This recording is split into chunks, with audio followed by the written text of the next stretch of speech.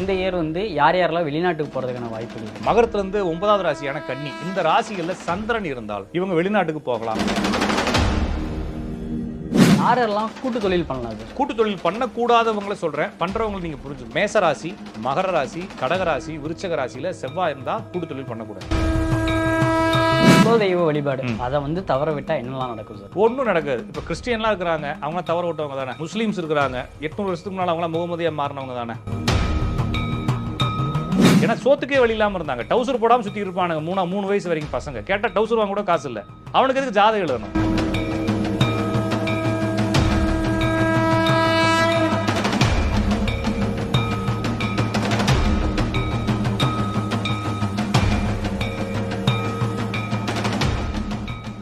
Accord ஆலயம் நேயர்களுக்கு வணக்கம்.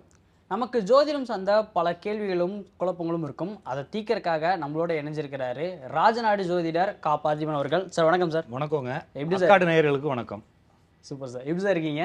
நல்லா இருக்குங்க. இந்த இயர் வந்து யார் யாரெல்லாம் வெளிநாட்டுக்கு போகிறதுக்கான வாய்ப்புகள் இருக்கு? ஒரு ஜாதகத்தில் நான் சொல்லக்கூடிய ராசிகளில் சந்திரன் இருந்தால், இப்போ கும்பராசியில் இருந்து சனி, இன்னைக்கு சனி கும்பராசியில் இருக்குது. அது வக்கரம் அடைஞ்சிருக்கு, கோச்சார சனின்னு சொல்லக்கூடிய கிரகம். இது வந்து மகர ராசிக்கு இறங்கியிருக்கு.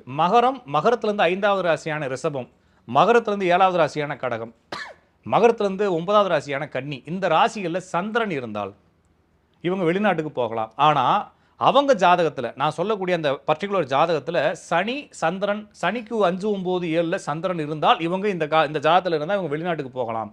அப்போ இந்த ஜாதகத்தில் கூடிய சனி சந்திரனை பாருங்கள், ஜாதகத்தில் கூடிய சனி சந்திரனை பாருங்கள், அதை இப்போது இருக்கக்கூடிய சனி எப்படி இயக்கிட்டு இருக்குன்னு பாருங்கள். இவங்க தான் வெளிநாட்டுக்கு போவாங்க. குறிப்பாக ஒரு ஜாதகத்தில் அம்மாவுடைய உடல்நலம் கெட்டு போயிருந்தாலோ அல்லது அப்பா இல்லாத குடும்பங்கள் இருந்தாலோ இவங்களாம் வெளிநாட்டுக்கு போகிறதுக்கான அமைப்புகள் இருக்குது. அதேமாதிரி விவசாய குடும்பத்தில், பேசிக்காக விவசாய குடும்பத்தில் இருக்கவங்களாம் வெளிநாட்டுக்கு போகிறதுக்கான முயற்சிகள் பண்ணலாம். இப்போ சார் யாரெல்லாம் கூட்டு தொழில் பண்ணலாம் சார்? கூட்டு தொழில் பண்ணக்கூடாதவங்களை சொல்கிறேன், பண்ணுறவங்களை நீங்கள் புரிஞ்சுங்க. ஒரு ஜாதகத்தில் செவ்வாய் என்ற கிரகம் 4 ஜாதத்தை திறக்கிறீங்க, 4 மூலையில் ஏதாச்சும் ஒரு கட்டத்தில் செவ்வாய் இருந்தால் அவங்க கூட்டு தொழில் பண்ணவே கூடாது. அதே மாதிரி செவ்வாய் வக்கரமாகவோ பரிவர்த்தனையாகவோ இருந்தால் கூட்டு தொழில் பண்ணக்கூடாது. செவ்வாய் இருக்கக்கூடிய ராசிக்கு 1, 5, 7, 9 ராகு கேது இருந்தால் கூட்டு தொழில் பண்ணக்கூடாது. செவ்வாய் உச்சமானாலோ நீசமானாலோ ஆட்சி பெற்றாலோ கூட்டு தொழில் பண்ணக்கூடாது. இது எந்தெந்த ராசின்னு சொல்லிடுறேன். மேசராசி, மகர ராசி, கடகராசி, விருச்சக ராசியில் செவ்வாய் இருந்தால் கூட்டு தொழில் பண்ணக்கூடாது. அவங்க கவனமாக இருக்கணும். ஏன்னா இவங்க வந்து நண்பர்கள் நம்பி தான் தொழில் ஆரம்பிப்பாங்க. நண்பர் ஏமாற்ற மாட்டார், தொழில் நலிவடைஞ்சிடும், நண்பர் மேலே கோவப்பட்டு வெளியே வந்துடுவார். அப்போ பகையும் ஆயிரும், பணமும் போயிடும்ன்றது தான். அவங்க வந்து கூட்டு தொழில் மட்டும் இல்லை, ஷேர் மார்க்கெட்டில் பணம் போடக்கூடாது. நிறைய பேர் ஷேர் மார்க்கெட்டில் பணம் போட்டாலே லாஸ் ஆயிரும். அதெல்லாம் இந்த கேஸுக்கு தான். ஓகேங்களா? நிறைய பேர் இருக்காங்க இந்த மாதிரி கேஸில். இவங்க தான் வந்து ஷேர் மார்க்கெட்டில் பணம் போட்டு லாஸ் ஆகுறது. அவங்க ஷேர் மார்க்கெட்டில் பணம் போடுறதை தவிர்க்கலாம். குலதெய்வ வழிபாடு அதை வந்து தவற விட்டா என்னெல்லாம் நடக்கும் சார்? ஒன்றும் நடக்காது. இப்போ கிறிஸ்டியன்லாம் இருக்கிறாங்க, அவங்க தவற விட்டவங்க தானே. முஸ்லீம்ஸ் இருக்கிறாங்க, 800 வருஷத்துக்கு முன்னால் அவங்களாம் முகமதியா மாறினவங்க தானே.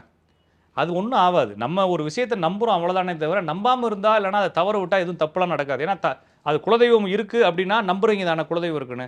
அது நீங்கள் கும்பிட்டா தான் வந்து உங்களை வழி விடுன்றதெல்லாம் பொய். அது தெய்வம் இல்லையா? ஒரு அப்பாட்ட போய் கேட்டால் தான் அவர் செய்வாரா?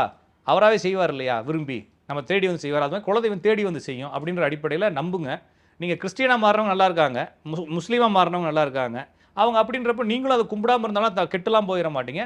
அது கும்பிட்டா நல்லா இருக்குன்னு சொல்கிறாங்களே தவிர கும்பிடாட்டினா கெட்டு போயிருன்னு சொல்கிறது தப்பு.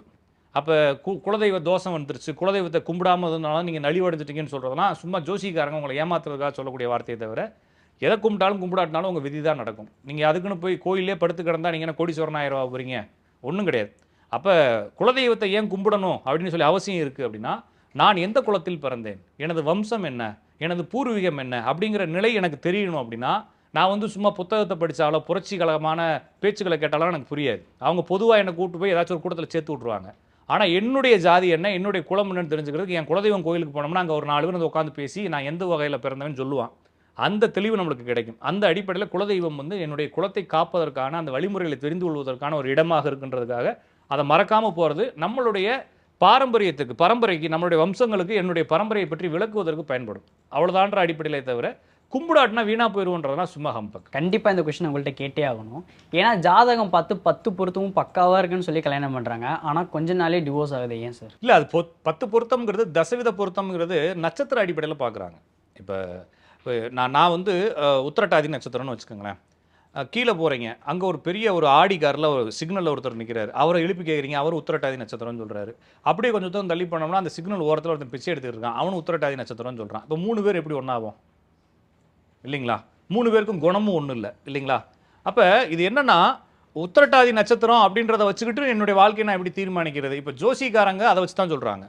இப்போ ஏன் இதை வச்சு சொல்கிறாங்க சார் அப்படின்னு ஒரு கேள்வி இருக்குது. அவங்க தான் ஜாதகம் பார்க்குறாங்களே. இப்போ நீங்கள் ஜாதகம் பார்க்க போகிறீங்க, உங்கள்கிட்ட நட்சத்திரம் கேட்குறாங்களா ஜாதகம் கேட்குறாங்களான்னா ஜாதகம் தான் கேட்குறாங்க. ஆனால் பொதுவாக சொல்கிறப்ப நட்சத்திரம்னு சொல்கிறாங்க.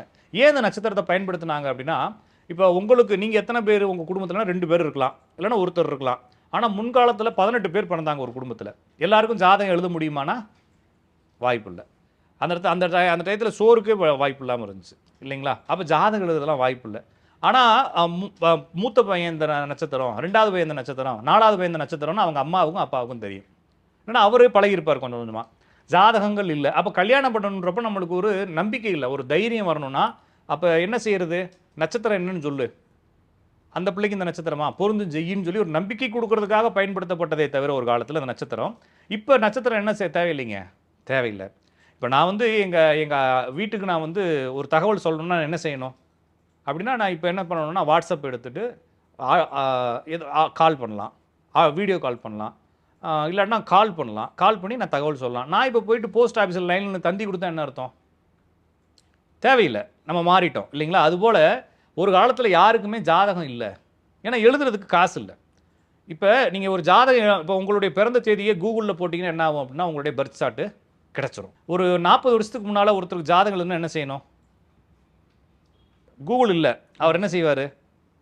ஒரு ஜோசியரை போய் நாடுவார்.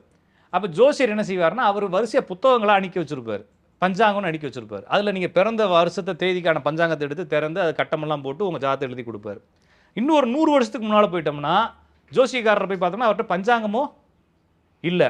அவர் என்ன செய்வார்னா அவர் பார்த்து பார்த்து குறிப்பெடுத்து வச்சுருப்பார். அவங்க ஜாதகருக்குள்ள ஜோசியருக்குள்ள ஒரு மாநாடு போட்டு இந்தந்த கிரகங்கள் இப்போ மாறுதுன்னு பேசிக்குவாங்க சரிங்களா?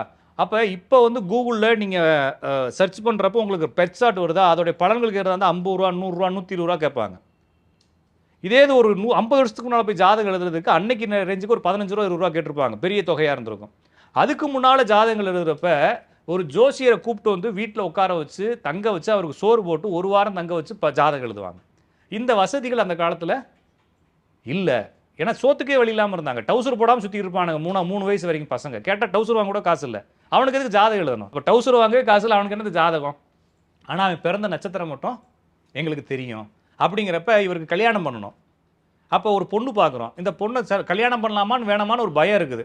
அப்போ மனிதனுக்கு வாழ்க்கையில் இருக்கக்கூடிய பயங்களை போக்குவதற்கு வாழ்க்கை ரீதியாக ஜோசியத்தை தவிர வேறு வழி இல்லை. ஒன்று போய் குறி கேட்கணும், இல்லாட்டினா ஜோசிகாரன் வந்து பார்க்கணும். ஜோசிகாரன் வந்து பார்க்குறப்ப என்னை பற்றி அவன் சொல்கிறதுக்கு என்னுடைய தகவல்கள் ஜோசியத்தை வழியாக என்ன இருக்குது அப்படின்னா என்னுடைய நட்சத்திரம் மட்டும்தான் இருக்குது. அப்போ நட்சத்திரத்தை பார்க்குறப்ப ஒரு தோராயமாக இது ஒத்து போகும்னு சொல்கிறதுக்காக ஒரு 10 கணிதங்கள் எழுதி வச்சுக்கிறாங்க, 10 வகையான பொருத்தங்கள் எழுதி வச்சுக்கிறாங்களே தவிர இது நிரந்தரமான இறுதியான தீர்ப்புகள் இல்லை. இப்போ இதுக்கு முன்னால் நான் சின்ன பிள்ளையாக இருந்து ஜோசியம் கற்றுக்கிற போகிறப்பெல்லாம் நான் போய் ஜோசிக்காரன்ட்ட உட்காந்துருப்பேன்னா வருவாங்க ஆளுங்க. சார் அந்த 3வது தெருவில் அந்த ஆள் இருக்கார்ல, அவங்க பிள்ளை ஒன்று இருக்கான், பையனுக்கு தரேன்னு சொல்லிக்கிறாங்க, செய்யலாமா வேணாமான்னு கேட்பார். அப்படியா? அந்த பிள்ளை நட்சத்திரம்லாம் தெரியாது சாமி. பிள்ளை பேர் தெரியுமா? பிள்ளை பேர் எப்படி தெரியும்? அவங்க அப்பா பேர் என்ன சொல்கிறேன், பொருந்துமா பார்த்து சொல்லுங்கன்றவங்களாம் இருக்காங்க. அப்போ என்ன செய்வார் ஜோசியர்? இருக்கிறது அவருக்கு தெரிஞ்ச தகவல். அப்போ போய் ஏதாச்சும் வெத்தலை வாக்கு வாங்கிட்டு இல்லைன்னா சோழியை உருட்டி விடு, செய்யலாமா வேணாமா, செய்யறதுக்கு குறிப்பு காட்டுதுப்பா, செய், இப்படி தான் சொல்லுவானே ஒரு தைரியத்தை கொடுக்குதானே தவிர அது சரியான தீர்ப்பு இல்லை. அப்போ இப்போ ஜாதகம் வந்துருச்சு இல்லைங்களா? இப்போ ஒருவேளை நீங்கள் பொருத்தம் பார்த்து செய்வதா இருந்தால் ஜாதகத்தை பொருத்தலாம். அதுலேயும் ஜாதகத்தை பொருத்த முடியாது. அது என்னன்னா உங்களுடைய விதி என்பது எழுதுனது தானே. நான் பொருத்தம் பார்த்து எப்படி மாற்ற முடியும்? ஒரு பையனுக்கு 2 திருமணம் ஆயிருக்கணும் அப்படின்னு விதி இருந்துச்சுன்னா அவனுக்கு எப்படினாலும் 2 திருமணம் ஆயிரும் இல்லைங்களா? இப்போ ஜாதகம் பொருத்தம் பார்த்து வச்சா நிற்கவா போகுது? இல்லை. அப்போ பொருத்தம் பார்க்குறது என்பது நமக்கு தைரியத்தை கொடுக்கறதானே தவிர நம்ம சரியான பொருத்தத்தெல்லாம் தேர்ந்தெடுத்து பண்ணுறது அப்படிங்கிறது விதியை மாற்றலாம் முடியாது. எனவே உங்களுக்கு என்ன எழுதியிருக்கோ அது நடக்கும். அதுக்கு ஒரு ஜோசியருடைய பொருத்தம் தான் தப்பு அப்படிங்கிறது உங்களுடைய இயலாமையை தவிர அறியாமையை தவிர ஜோசியர்லாம் உங்கள் வாழ்க்கையை தீர்மானிக்கிறது கிடையாது. அவர் சொல்லியா உங்கள் வாழ்க்கை மாறிட போகுது இல்லைங்களா? அதை சரியாக புரிஞ்சுக்கணும். ஜோசியர்கிட்ட நீங்கள் எதுக்கு போகிறீங்க அப்படின்னா நம்மளுக்கு ஒரு திருமணத்துக்குள்ளே போகிறப்ப பயம் வருது, இந்த பிள்ளையை பண்ணிக்கலாமா, இந்த பையனை பண்ணிக்கலாமான்னு. ஜோசியர் என்ன செய்கிறாருன்னா பண்ணுப்பா பார்த்துக்கலான்னு சொல்லி ஒரு தன்னம்பிக்கை கொடுக்குறாரு தவிர கைதட்டுறாங்க இல்லைங்களா ஓடுறப்ப, அது மாதிரி ஜோசியரை ஒரு ஆளாக நினச்சிக்க வேண்டியதான் வாழ்க்கையில். எல்லாரும் கைதட்டுற மாதிரி ஜோசியர் ஒரு கைதட்டுற மாதிரி நினச்சிக்க வேண்டியதானே தவிர. அதுவும் இல்லாமல் என்னுடைய அனுபவத்தில் கிளைண்ட் வருவாங்க, ஜாதகத்தை கொடுப்பாங்க. கொடுத்தோடனே நம்ம என்ன சொல்லுவோம்னா பையனுக்கு 2 திருமணம் இருக்குது சரிங்களா, பையனுக்கு 2 திருமணம் இருக்குது, சரியில்லையேன்னு சொல்லுவோம். சாமி பார்த்து சொல்லுங்கள், பொருத்தம்லாம் நல்லா இருக்கு, 9 பொருத்தம் இருக்கு அப்படின்னுவார் அவங்க அப்பா.